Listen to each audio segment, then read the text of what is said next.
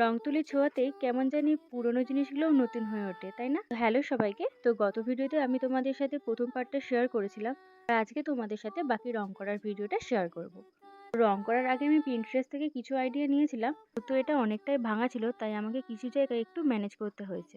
Video শুরুতেই আমি দেখেছিলাম এমসিলের একটা প্যাকেট, তো সেটার কাজে লেগেছিল। সাধারণত এখানে কিছু জায়গায় ভাঙা ছিল, সেটা কভার করার জন্য আমি এমসিলটা সাধারণত ব্যবহার করেছিলাম। আর ডিজাইনটা দেখতে পাচ্ছ, একদম সাধারণ, একদম সিম্পল ডিজাইন রেখেছি। গোলাপ ফুলের সাধারণ ছোট ছোট মোটিভ করেছিলাম আর কিছু সবুজ পাতা। আচ্ছা, তোমাদের এই ইয়েলোর উপর এই কম্বিনেশনটা কেমন লাগছে আমাকে একটু জানিও তো। সামান্য কিছু রং আর তুলি ছোঁয়া, এতেই এই ভাঙা জিনিসটাকে নতুন করে আমি বরাবরই ফেলে দেওয়ার চেয়ে কোনো জিনিস যত্ন করে গুছিয়ে রাখতে বেশি ভালোবাসি। এটাও আর বাদ পড়েনি, এটাও আমার ঘরের এক কোণে সুন্দর করে সাজিয়ে রাখবো। তো তোমরা আমাকে অবশ্যই দেখে জানিও তোমাদের কেমন লাগলো।